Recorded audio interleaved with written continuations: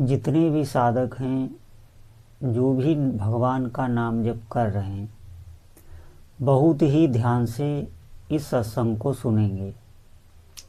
निश्चित ही आपको जो भी आप भजन कर रहे हैं उसमें लाभ होगा। बहुत ध्यान से आप सुनेंगे।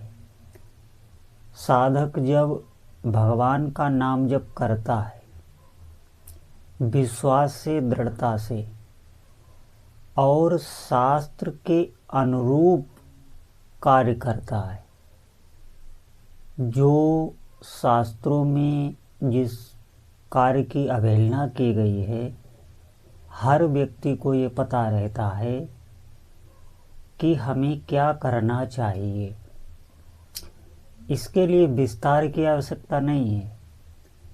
जैसे जो कार्य हमें अपने साथ अच्छा नहीं लगता, जो व्यवहार हमें अपने साथ अच्छा नहीं लगता, वो दूसरे के साथ नहीं करना है। अगर आपको नाम जप में कुछ अनुभव करना है, खान पान का विशेष ध्यान रखना है, मांस मदिरा जिनका शास्त्रों ने निषिद्ध किया है वो बिल्कुल ही आपको बंद कर देनी है। फिर जब आप इस पद्धति से भगवान का नाम जप करेंगे तो आप देखेंगे कि आपको भीतर से एक बल प्राप्त हो रहा है। वो ऐसा बल है जो आपका मन और इंद्रियों को कंट्रोल करेगा। ध्यान से आप सुनेंगे तभी समझ में आएगा। मन और इंद्रियों को कंट्रोल करने वाला बल सिर्फ और सिर्फ भगवान नाम जप से ही आता है। अधिक से अधिक आप जितना नाम जप करेंगे उतना ही आप देखेंगे कि एक भीतर से ऐसा बल जागृत हो रहा है जो आपको रोक रहा है गलत कार्यों से, और हमेशा वो विवेक जागृत रहता है।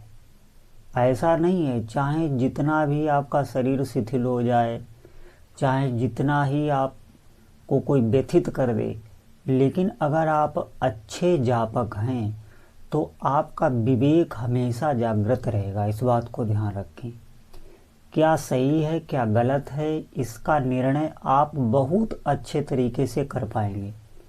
और वही जो दूसरी तरफ भगवान नाम जाप नहीं कर रहा है, वो निरंतर ऐसी तो सेवा पूजा करता है, लेकिन जो निरंतर भगवान नाम जप करता है, सेवा पूजा की उसके बाद जप करने का प्रयास करता है, ऐसा अगर कोई भक्त है तो आप देखेंगे उसके भीतर एक विवेक जागृत रहता है और हमेशा धर्म क्या है अधर्म क्या है इसका उसे ठीक ठीक ज्ञान रहता है।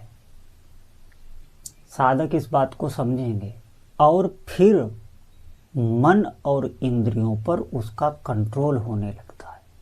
अभी आप चाहे इस संसार में जितना भी धन कमा लें, चाहे वैभव, चाहे जो भी कर लें इस संसार में, सांसारिक उन्नति से आप अपनी ही इंद्रियों और मन को बिल्कुल नहीं समझा सकते, न कंट्रोल कर सकते हैं। केवल और केवल साधना से ही आपके भीतर ऐसा बल आएगा जो आपका मन और इंद्रियां कंट्रोल होने लगेंगी और आपको उत्साह आएगा। ऐसा नहीं है, इस बात को सोचने से आप इसे दूसरे अर्थों में ना ले लेना कि हम कोई भोग नहीं भोग पाएंगे, हमारा तो जीवन ही व्यर्थ हो जाएगा। ऐसे कुविचार कभी ना ले लेना। ध्यान से सुनेंगे आप, आपको आनंद आने लगेगा मन और इंद्रियों को कंट्रोल करने में। आपके भीतर उत्साह होगा सत कार्यों को करने में। मैं आपको बिल्कुल सच बता रहा हूँ। इन चीज़ों के लिए के भीतर आपके उत्साह होगा, आनंद आएगा और आपको भीतर से शांति मिलेगी। फिर आप सतमार्ग पर चलने लग जाएंगे। फिर आप इसी मन को कंट्रोल करने लग जाएंगे। आपके भीतर उत्साह रहेगा। अभी हम ये बात सोच कर ही भयभीत हो जाते हैं कि मन को मारना पड़ेगा, इंद्रियों को मारना पड़ेगा, जो विषय भोग हम कर रहे हैं वो सब छूट जाएंगे। ये बिल्कुल मानिए, ये हमारा मन अभी मलिन है और ये ऐसे विचार आपके आगे फेंकता है। ऐसा बिल्कुल होता नहीं है। सत्य में ऐसा होता है कि जो भजन मार्ग में चलता है सच्चाई से, पहले आपको प्रारंभ में बड़े बड़े पापों को बिल्कुल ही त्यागना होगा, उधर देखना ही नहीं है। कोई भी ऐसा कर्म आपको नहीं करना है जिससे किसी दूसरे का अहित हो। और आप नाम जप करें। स्वभाव से भले ही आपसे के हाथ कभी कोई गलती ऐसी बन जाए, क्योंकि स्वभाव जो है वो कई जन्मों से चला आ रहा है, बार बार हम गलती कर रहे हैं, लेकिन वो गलती दोबारा ना हो इसके लिए आपको पूरा प्रयास करना है। फिर भी हो जाती है तो भी आपको घबराना नहीं है, आपको नाम नहीं छोड़ना है। तो आप देखेंगे धीरे धीरे जितनी भी जो भी गलती आप पे हो रही है, जो भी अधर्म आचरण हो रहा है, ये सब कहाँ गायब हो गया। निश्चित मानिए बहुत सामर्थ्य भगवान के नाम में है।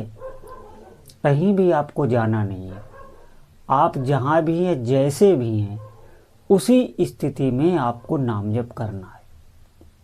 बिल्कुल आप अपनी भाषा में समझ लें। आपको नाम जप छोड़ना नहीं है। आपको नाम की महिमा नित्य सुनते रहना है। तो आप देखेंगे कि जो मन और इंद्रियों की चंचलता को हमने रोक पाया है, आपने नहीं रोका है, वो भजन से सामर्थ्य आई है। अब आपको जो आनंद है, अब आपके भीतर जो उत्साह है, आपके दृश्य बदल गए। आप ध्यान दें, अभी आप जो संसार को देख रहे हैं, फिर आपकी दृष्टि बदल जाएगी। आप देखेंगे कई लोग ऐसे होते हैं जो अपने अंतःकरण के अनुरूप ही सुख दुख भोगते हैं। जैसे कोई दृश्य उपस्थित हुआ, उसको आपने देखा, आपका अंतःकरण पवित्र है, तो आपकी भगवान की भावना हुई या कोई भी ऐसी दिव्य भावना हुई, दैवी भावना हुई, उससे आप प्रसन्न हुए। और उसी दृश्य को किसी अशुद्ध अंतःकरण वाले ने देखा तो वो पता नहीं क्या क्या भावना आरोपित करके सुखी दुखी होगा। जैसे आप संसार में किसी भी व्यक्ति को, किसी भी पशु को देखेंगे और आपका भजन अच्छे से हो रहा है तो आप में उसके प्रति अच्छी भावना आएगी। आपका भीतर हृदय आनंदित होगा, शांति को प्राप्त होगा। वही अशुद्ध अंतःकरण वाला जो देखता है उसकी ऐसी भावना नहीं बनेगी। वो अपने अंतःकरण के अनुरूप देखता है और दुखी होता रहता है। कुछ भी नहीं है, लेकिन फिर भी उसकी दृष्टि इतनी मलिन हो चुकी है कि अपनी दृष्टि से ही वो दुख भोगता रहता है।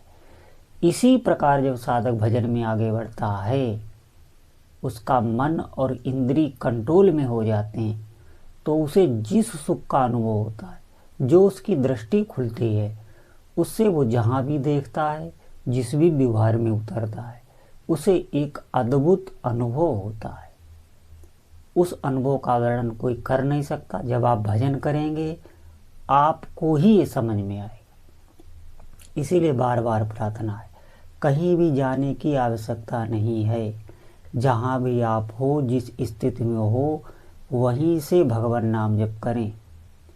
कहीं जाना, ज़्यादा भाग दौड़ नहीं करनी है कि आपका वहाँ जाने से कार्य बन जाएगा, वो सिद्ध पुरुष हैं, वो हमारे ऊपर हाथ धर देंगे, ये हो जाएगा हमारा, वो हो जाएगा।